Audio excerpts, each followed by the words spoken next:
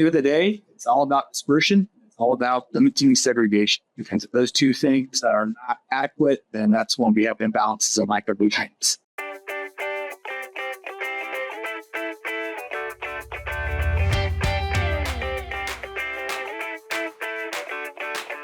Hello and welcome to the Pet Food Science Broadcast, where our goal is continually to bring new information to you to help you innovate your products and support the health and well-being of cats and dogs. It is our pleasure to welcome Dr. Trevor Faber here today, and we'll be talking about the broad category of vitamins. Trevor Faber, who is a PhD, joined Trouw Nutrition in 2015 as a companion animal nutritionist.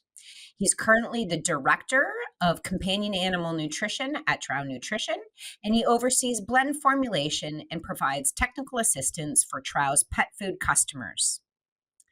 Trevor ensures the nutritional adequacy and function of pet food premixes and pre-blends in the marketplace.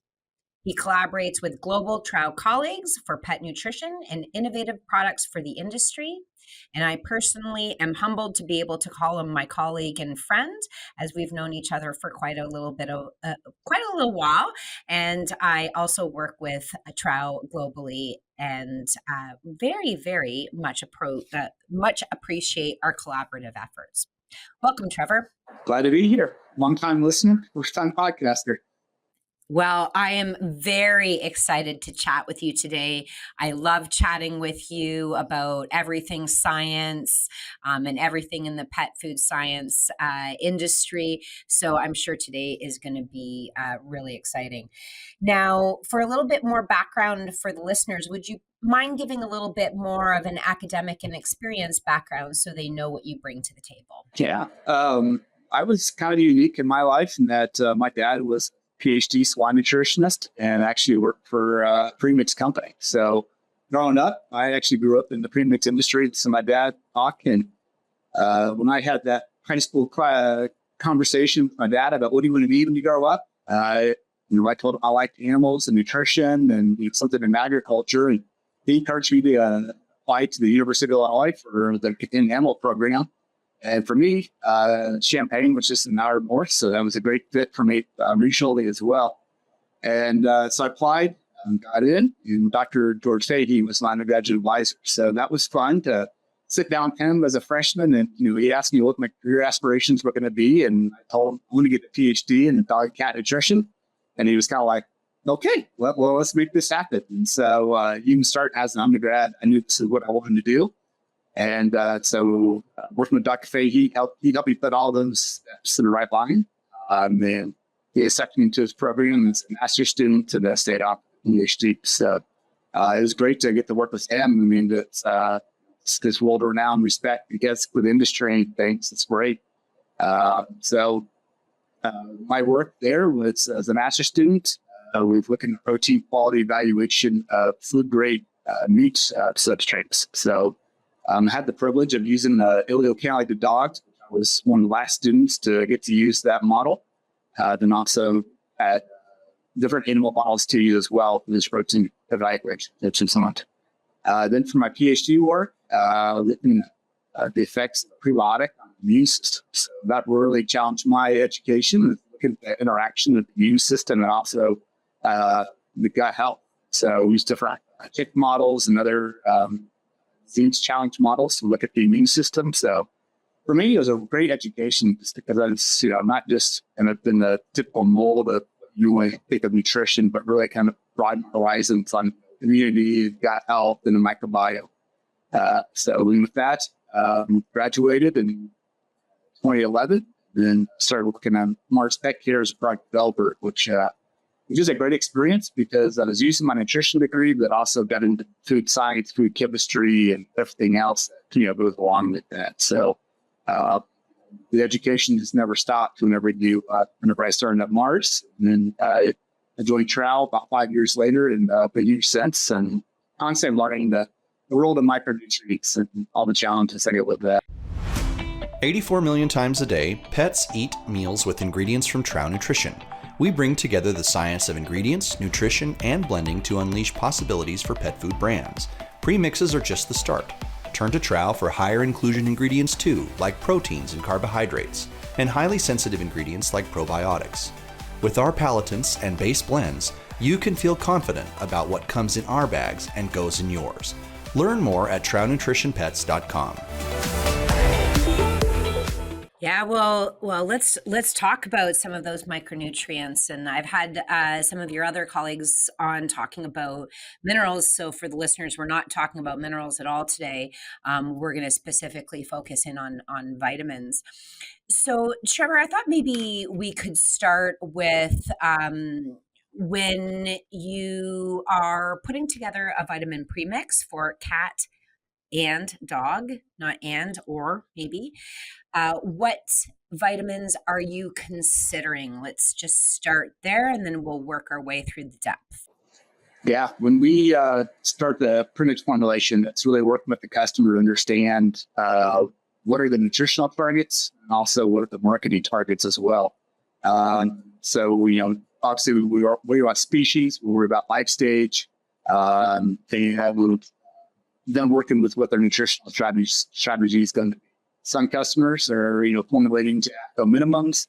Others, have enhancements in vitamin E or want to add additional biotin or vitamin C to their premixes for those additional health claims. And so really working with them about, what is that nutritional profile they're trying to accomplish. We also have conversations about, whether other inherent ingredients are in that diet.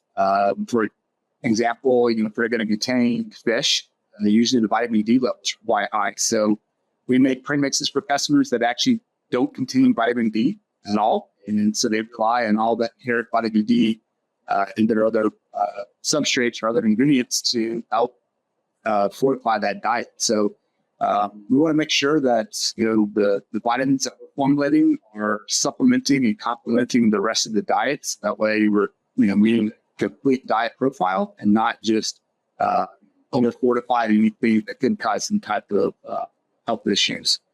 Then from there, it's also understanding what the marketing is off.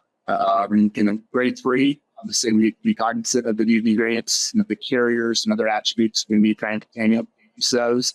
Country of origin is sometimes a concern. Also too, as of late, we've been doing premixes for vegetarian and vegan diets as well. And that's a whole other challenge, since a lot of the vitamins are coated in a gelatin for protection, so that we have to utilize other forms to make sure that we're not providing that gelatin in drinks. Then that actually is a set of challenges, because now the vitamin stability goes down within sources. And so now we make sure we're over fortifying to account for that additional degradation that we see. So sometimes these premix models can get rather complex whenever you start taking in, the nutritional strategy and also the marketing strategy. Are there, when we look at the AFCO requirements and we look down the vitamin category, does Trouw go beyond those that are required by AFCO? And if so, what are those additional vitamins that you occasionally consider to be added to premixes that aren't included in AFCO? That's a lot of what we do is custom premixes. So we're working with the nutritionist at the manufacturer to determine, what are they wanting to see, what are they trying to accomplish. But that's not to say a lot of times we get asked for advice. Usually the typical recommendations is, a little additional vitamin E, antioxidant potential, adding in some vitamin C to help complement that. Vitamin E is always a good strategy as well.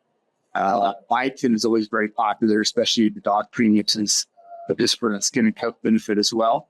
And then there's some research that shows that additional B vitamin work helps with longevity and just overall animal health. And so having those conversations with customers about here's kind of the basic package of what you're trying to accomplish. And that here's the opportunities to connect, and then working with them and what their budget is, their marketing strategy, then helping them understand what kind of claims they can make with that additional investment they're making in premixes to the diet. So it's really a partnership that we like to have with customers to make sure that we understand what we need to supplement, and then also help them make the right dietary decisions to maximize the benefit of their product, and also make sure they're getting value as that investment they're putting into. Interesting. So you mentioned as well, it just spawned an idea about the vegetarian and vegan diets and the additional requirement considerations. Did not know that vitamins were covered in gelatin per se. So that was a new learning for me. But this does beg the question, do you have customers that are approaching you for, and we're going to get into sources in a second, but do you have customers that are approaching you for whole food premixes to deliver your micronutrients? So, I think about that which is available for humans. So, there's veggie fruit supplementation blends as an example to get your vitamin, to get supplemental vitamins. Are you being approached with those questions as well? Oh, yeah. We get that question a lot of customers just trying to fortify their diets, but using non-synthetic vitamins to try to leverage the natural sources that they got in their raw materials. At Trouw, we don't build those types of premixes. They usually will guarantee what we get with the synthetic vitamins just because we can rely on the consistency and the stability of those vitamins. They're very predictable. They come in as a standardized potency.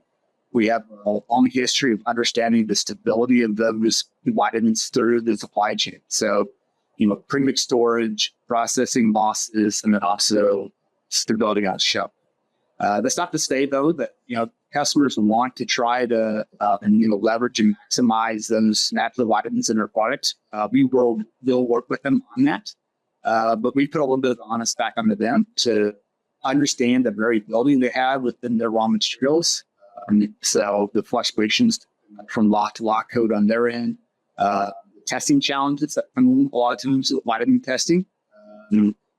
Vitamin testing is highly variable. You see up to 40% analytical variation in some of these vitamins, and sometimes you can't get test out at all. So those customers are trying to formulate diets on that, then understand the stability of those vitamins through the shelf life can be quite challenging. So, we will provide perspective and guidance on those, but, from a wellness and reliability perspective, we like to work with what we know, and what's guaranteed. But then, comes to customer and how they want to use that nutritional strategy, and the process they need to go down to help ensure that their products can be completely balanced and shelf safe. So we have customers that do, full vitamin supplementation. Everything is synthetic.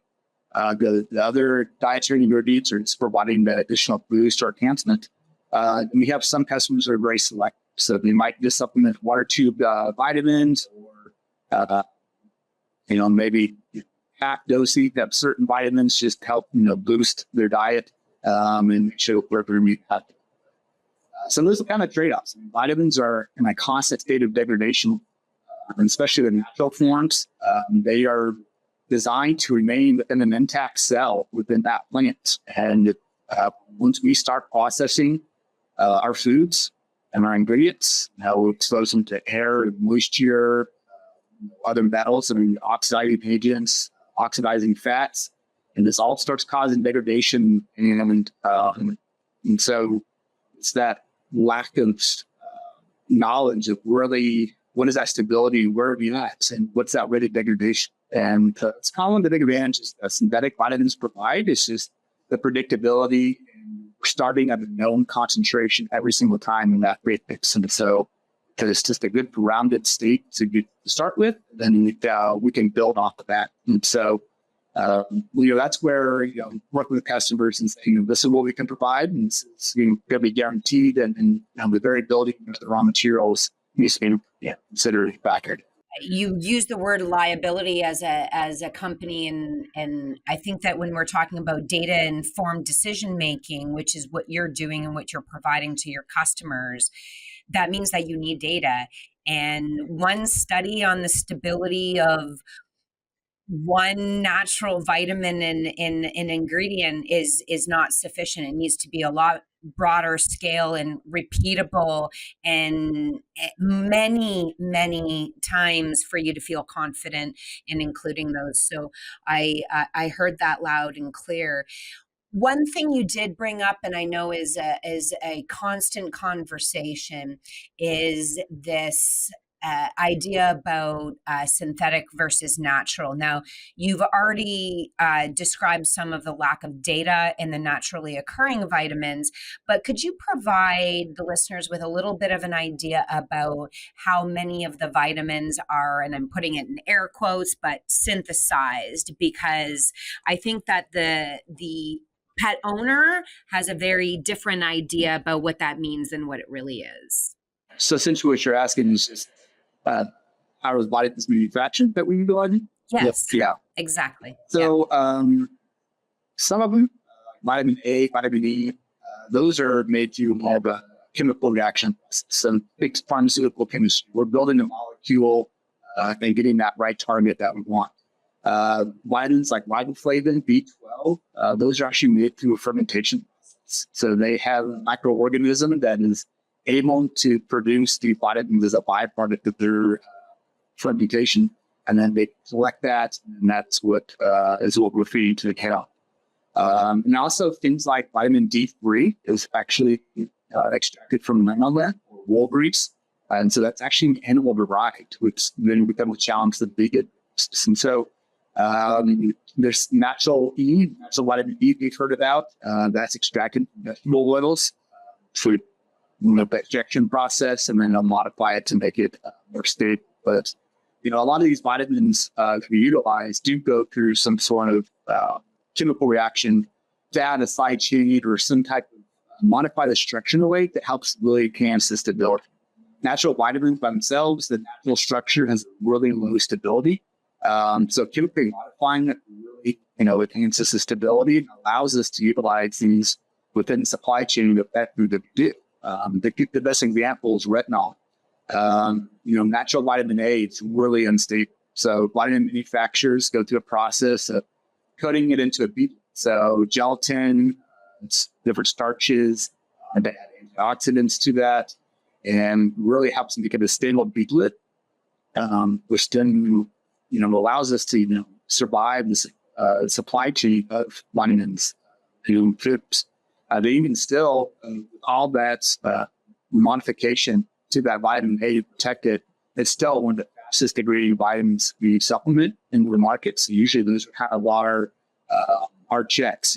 Your vitamin A is treated at a rate that's no longer detectable. That probably means that's probably the worst case scenario. Then everything else usually the grades are the lower rate. But you talk about thiamine, it's not mononitrate, nicotinic acid, all of them have some sort of kind of modification. What's amazing is the body recognizes that parent compound and is able to modify, cleave off the side chains and then absorb that and make that into an active vitamin fulcrum that they have to utilize. And so, the vitamin manufacturers work a lot on perfecting their chemistry and understanding how do we deliver this molecule so it's stable to survive the supply chain, but yet also, as that biological activity that we're trying to target and how do we best mimic the sleep nature, since that's what the body's wanting to recognize and utilize in the body. Very, very clear, and balances all the requirements of a shelf-stable product, which is really largely what is being fed to dogs and cats globally. So that is largely who we're supplying to. And so the arguments about some of the natural antioxidants, natural vitamins and ingredients, they might be better placed for individuals who are, for example, making homemade diets. That's a different consideration because they're not as concerned about shelf stability. But for the pet food industry, we most definitely are.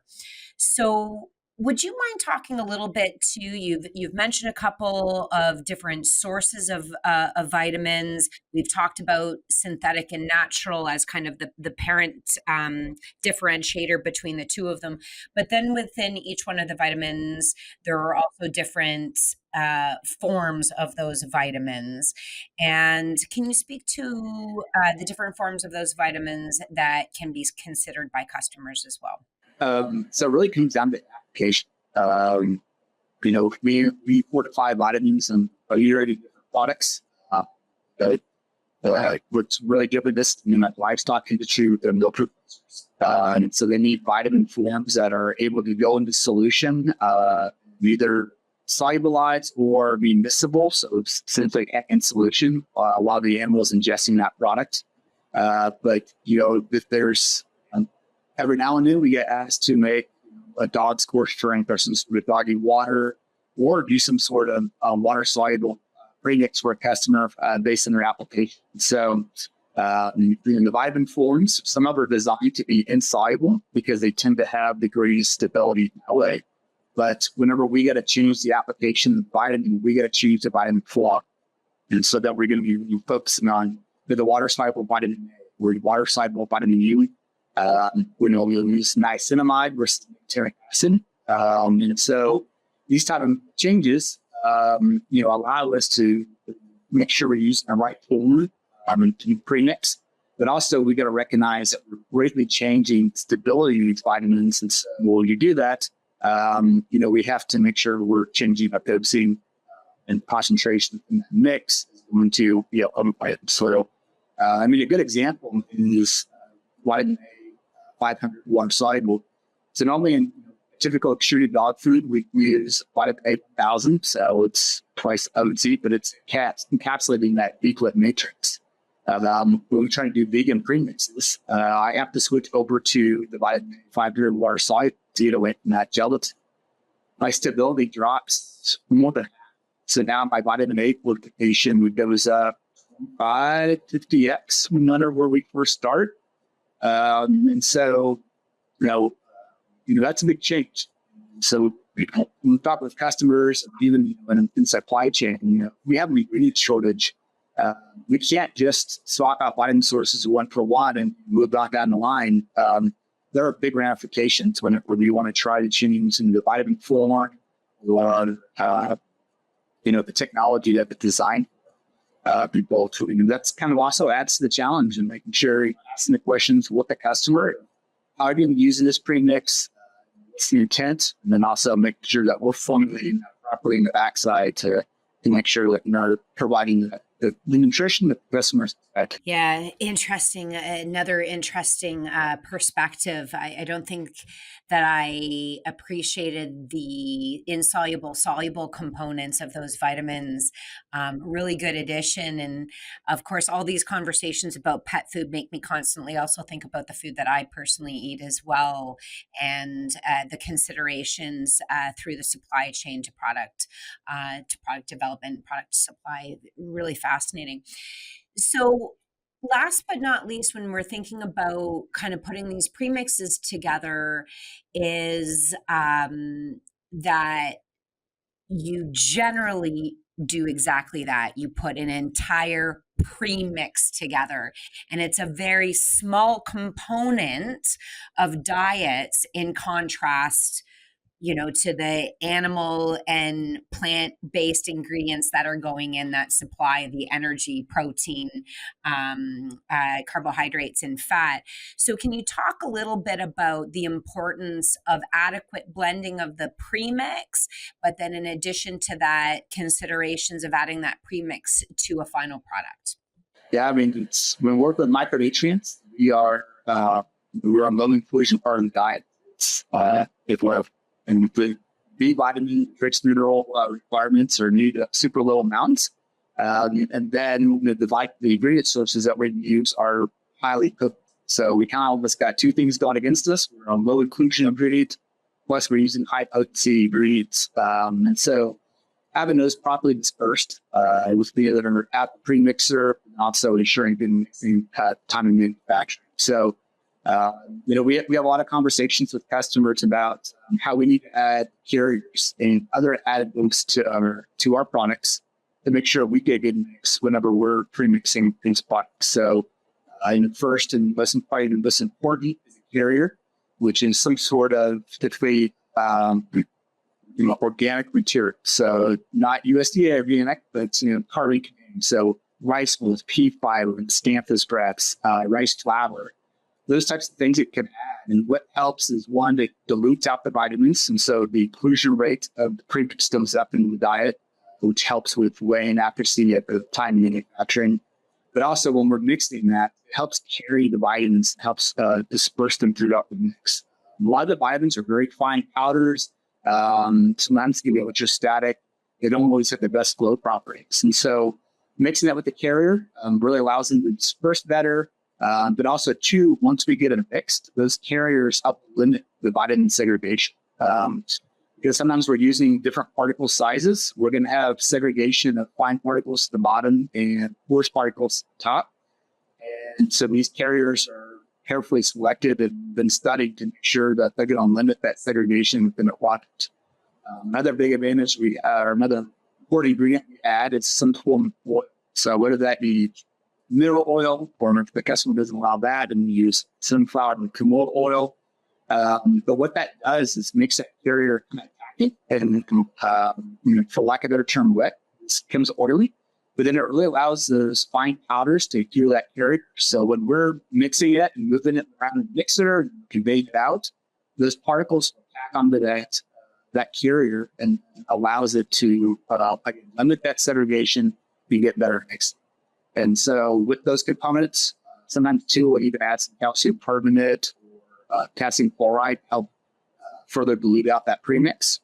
And then, in our facilities, we constantly mixture studies. So we'll mix the premix and we'll test 3 or 4 key analytes in that premix, and we'll look at the CME. So, how much variation are we seeing of that nutrient within the mix, and, testing the first bag and the last bag and all the bags in between to really make sure that our mixing process is adequate for that blend and that blend type. So that way, when a consumer or the manufacturer gets our premix, they know that the third scoop out of the third bag is going to be the same as the 4th scoop out of the 37th bag. It's all about providing that consistent, homogeneous blend, because manufacturers just use a small portion of what we do. They manufacture 1 ton of premix, but that's going to equal about 40,000 bags of pet food at the end of the day. So they're really relying on us to make sure that the vitamins, these micronutrients, are properly dispersed, because they need that dispersion going across all of the products they're making as well. So we have a lot of conversations with customers about dosing capabilities and the way accuracy of the facility. Some of the major manufacturers that have, highly accurate dosing bins, they can dose small quantities, and where the mixing is adequate, that they can mix that small amount consistently throughout their product. So they tend to be more concentrated and use less carrier. And so we're trying to find that balance of, how concentrated can we make this, but still add enough carrier to get a good blend. And some manufacturers, they purposely want us to dilute out the mix and make the inclusion rate higher, because, weighing up, 0.1% of the total diet is very challenging. So let's, push just a 0.5% inclusion. So they're weighing up more material, and their mixer then can better accommodate, better disperse those micronutrients that we deliver. So from the end of the day, it's all about dispersion. All about limiting segregation, because if those two things are not adequate, then that's when we have imbalances of micronutrients.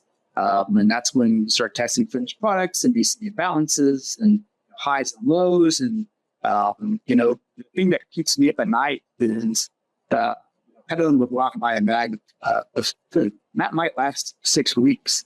But if they somehow got a mix or a dose of premix that maybe it's high in vitamin D or some, fat soluble vitamin, that animal can consume that high D diet for a period that toxicity or deficiency can exist. You can develop. And so, and that's maybe a positive release test may not catch that, because there may be a little pocket of micronutrients that won't properly dispersed. And so it's, we do a lot of testing before control checks to make sure that mixing is adequate on our end. And then, we you have to rely on that manufacturer to properly disperse that premix within their finished foods. Because again, if you have those pockets of high and low, we can see deficiencies in toxicities develop, and that's and the vitamins are very sensitive. So it's looking at reef pig racers. Yeah, it's a very important consideration. As the world is looking for healthier, more natural, and sustainable solutions, InnovaFeed's Helucia protein and oil for pets offers a path to a brighter future for pet food. Helucia represents the convergence of the natural upcycling power of Hermetia illucens larvae with InnovaFeed's cutting-edge production technology to produce the highest quality ingredients for pet nutrition with the lowest environmental footprint. Helucia protein and oil for pets has been meticulously developed, tested, and validated to deliver outstanding digestibility and palatability in both dry and wet pet food formulation, while environmental impacts have been validated through a published life cycle assessment. Learn more at innovafeed.com/Helucia. And I think too, I just want to impress upon the listeners, you've mentioned it, but it's something that's very important that manufacturers understand, that by contacting Trouw, you will work with them to produce the best product using all of the expertise that you have on board. And my experience with Trouw is that you have a very wide spread team of experts globally. And if you don't know, you will be bringing in someone in the Trouw family to help answer that question. And the cross collaboration between agricultural and aquatic nutrition with pet food nutrition helps to answer a lot of those questions too. The fish people know all kinds of stuff that the mammalian people don't know, as an example, and the pet food people know things that the animal ag people know, and the animal ag people know a ton of stuff. And it's the really nice exchange of information within the Trouw organization I really enjoy. So on that note, if somebody's listening to this podcast and they're in the pet food business and they are not yet collaborating with Trouw Nutrition to get a good product out the door, how do they get a hold of you and start that conversation? Obviously, you can go to the website, Trouw Nutrition US. We can reach out to the contact email there. You can email me, Trevor.Faber@TrowNutrition.com. We can get you started. You contact the right people to get the process started. Yeah, we'll love to collaborate people, and we Trouw, we do a lot of various premixes, whether it's raw diets, supplements, and shrimp foods and things. To your point, Kate, we got a lot of experience in just doing the crazy stuff, and that's what makes the job fun. We say more, we do more of the crazy stuff than we do the normal stuff. We like the challenge. Keep investing in the tools and technology to, make sure that we're doing it right. We have the right quality control checks in place to make sure that the customer is getting exactly what they want and what they expect. And I think anyone that's in the premix industry should have that similar mentality. It's just what we do. It's and there's a reason why the premix industry exists and why people get better micronutrients premixed in the first place, just because of that risk to the incumbent. And so, I feel anyone in the premix industry owes it to the animals out there to make sure that we're delivering the nutrients at the right levels and a high quality product. So maybe to finish up, I can ask you then, because Trouw Nutrition does do research quite extensively in agricultural animal. You do some in pets. We largely see a fraction of research in pet to support product innovation and pet health and longevity, in contrast to agricultural animals. Do you have any thoughts about how we could improve the industrial, and that can also be business to business, so collaborating between micronutrient companies and pet food manufacturers and academia, as example? How can we accelerate innovation by supporting research and scientific dissemination? I think one of our biggest challenges in the pet food industry is the markets. We can typically be invasive as we are in the livestock side. So, I think we got to develop those in vitro techniques or just leverage technology and the smart pill technology to gain data in vivo, doing trials that make them more pet food centric or companion animal centric. Doing trials in pigs and chickens is great, but sometimes there's those idiosyncrasies with their dogs and cats that we really gotta pay attention to. Cats can't metabolize beta carotene or vitamin D2, and so sometimes those assumptions that we think might work, unless we do the right research and the right species, we won't capture that. And then also it's just access to academic universities into your program itself. On the pet food side, there's only a handful of universities that are doing that in true academic research. It's how do we expand the academic network and have more in-nose of the animals, better ability just to get research done in a little bit more faster manner, and the ability to answer the questions that we want. I mean, I understand the risk that a university will take from having companion animals as research animals, but I think it's necessary for the industry. So I think with that, it becomes educated to help to say, we want to house these small group of animals to do some non-invasive type research, but the information that we gain further benefits the 80 million dogs and cats we have in the United States, not in millions around the world. So, especially my experience coming from the University of Illinois, I know the love and the care those animals got, and the attention to the vet care. So, most universities have an ICOOK committee that all as well. So it's how do we do the research the right way, have access to it, and really get these questions answered. Because especially in the vitamins, trace minerals, the knowledge we have is pretty limited.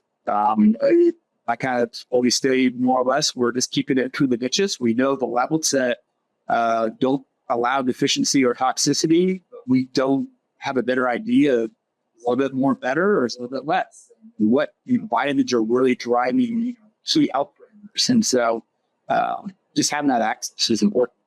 Great. Yeah, I couldn't agree more, Trevor, and also really pushing hard for an increase in academics who are focused on companion, because indeed, as you know, we have an unlimited demand from the students for companion animal separate from veterinary school. And I think that's another thing that we really need to consider broadly in our animal science programs across North America and frankly globally. So I hope that works. Corbion's Algaprine DHA-P3, the algae-based omega-3 DHA to boost brain, cognition, immune system, and well-being. Adding it to pet food is easier than ever. Cut out the middle fish and go straight to the natural source to enjoy all the benefits of omega-3 DHA. It's better for the planet with zero impact on the ocean and low carbon footprint, and it's easy to use. The highly concentrated biomass powder is suitable for multiple applications. Learn more at Corbion.com. So last but not least, I usually ask about whether people are cat or dog people, but I'm going to ask you, bourbon or scotch? Gotta support America. Bourbons.